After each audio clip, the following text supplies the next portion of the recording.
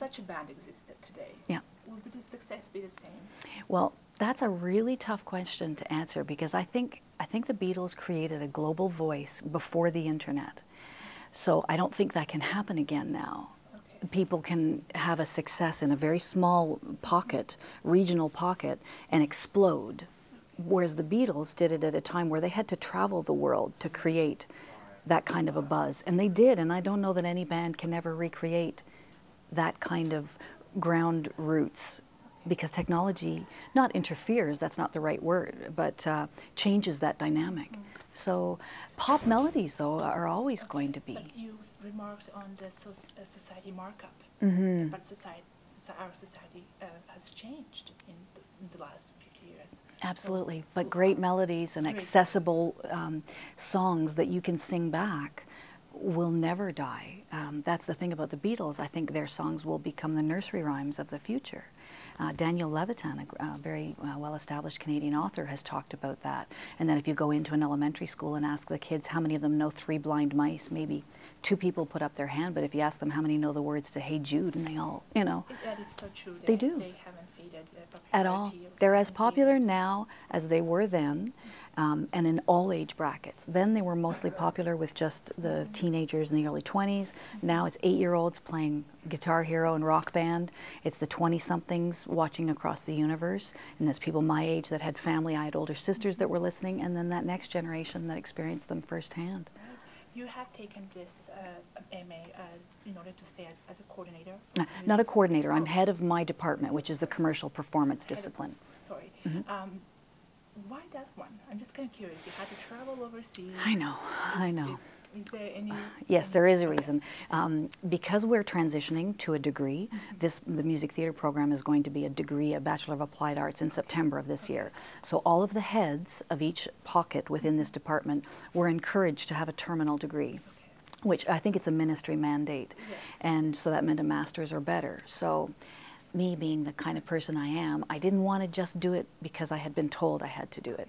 That went against my grain. So I really searched for something that would be relevant to pop music, something that I teach. I didn't want to just have a master's. It couldn't just be in, I didn't want it to just be in education or just be in dance or English or history. Well, it's not even necessarily easy. Any master's degree is a really extraordinarily difficult challenge. Yeah, it had to be something that made sense to what I teach.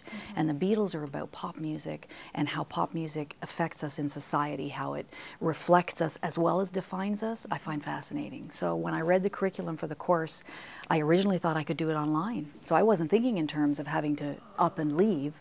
And then I spoke with my professor and he said, it's just not going to work that way. And I understand now, there's no way that I would have gotten the same information if I hadn't lived there. So I think he's brilliant. He's a brilliant teacher, Dr. Michael Brocken. And he knew that you had to live in that society, in that culture to really understand the kind of lower to middle class working environment. And Liverpool is, of course, the birthplace of the Beatles. It is. It's a lot more than that, too. They'll all jump to that defense the minute you say that, exactly, which is interesting. Follow that and asking how did just living in that city, how did that impact yourself? It was really important in helping to demythologize the Beatles because all of a sudden I was just kind of in their neighborhood. I went to their coffee shops and the places that they had lunch and the first clubs that they played at and talked to people that hung out with them, people that worked with them. And so all of a sudden they're not on this pedestal that's impossible to define or analyze. They're just people. They were musicians. They were mates. They worked really hard. And that's one of the things I've brought back to my students already, that it's such a simple thing, but the harder you work, the better you get. And the Beatles are living proof of that. They worked together nonstop. As a team. From the time they were in their 17, 18, going over to Hamburg, playing 6, 7, 8 hours a night for 10 months. They came back and they blew every other Liverpool band out of the water. Every other band in the UK, nobody was playing that much. And if you play that much, you can't help but get better. True. So. But how has, like, just that the buildings. The architecture is fantastic in Liverpool, but it's actually it's a place of contradictions. It's got this beautiful River Mersey, beautiful old buildings, and there's a very wealthy pocket of Liverpool that's been very well maintained, but then the economy has been so hard on the town, and so much industry has left.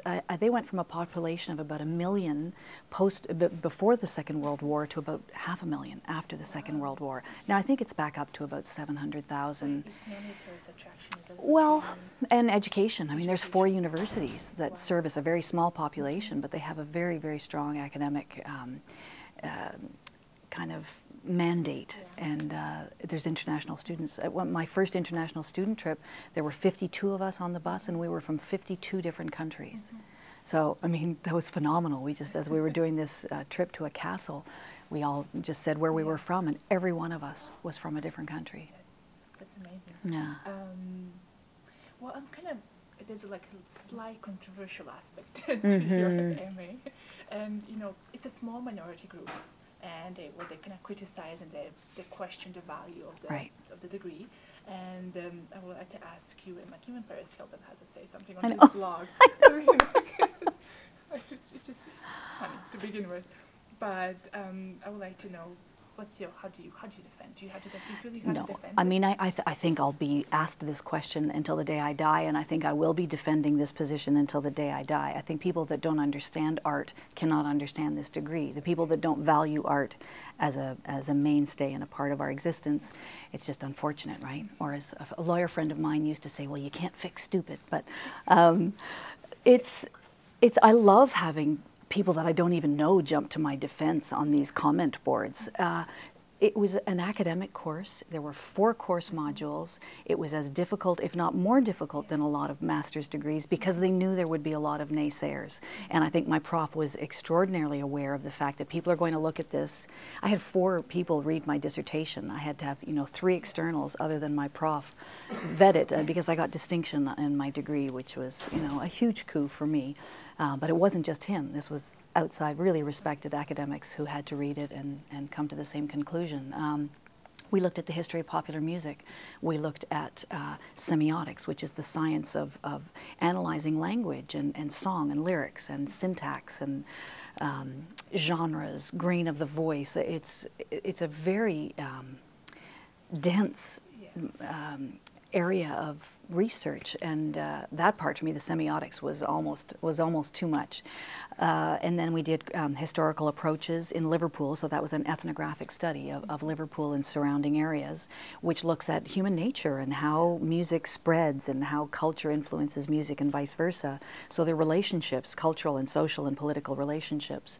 And then the 4th module was a critical approaches, historical and critical approaches that everyone has to do for a dissertation, learning how to do research, archival, primary, secondary source research, writing, reading. So the people that don't understand that think, oh, we just sat around and listened to Beatles songs. Well, I can count the number of songs we listened to on one hand. It was only in the semiotic song analysis portion that we actually listened to music.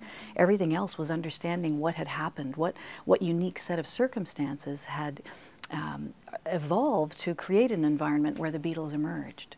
So it was a fascinating, fascinating study. And anyone that's interested in human nature, culture, society, philosophy, sociology would love this course. Absolutely. On the comments boards, everybody was like hung up on the idea as to what kind of job can you apply for. I know.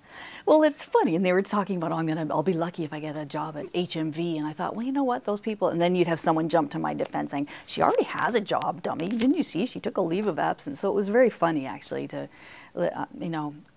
I think you have to have higher education for a lot of work these days. So learning how to persevere in a program and do the skills that are required to graduate from this kind of program really do equip you for many different kinds of jobs. Fortunately, I had a job and I love my job and I'm not looking for anything else. So, and I used my own money. Let me just put that out there. I didn't use the taxpayers' money.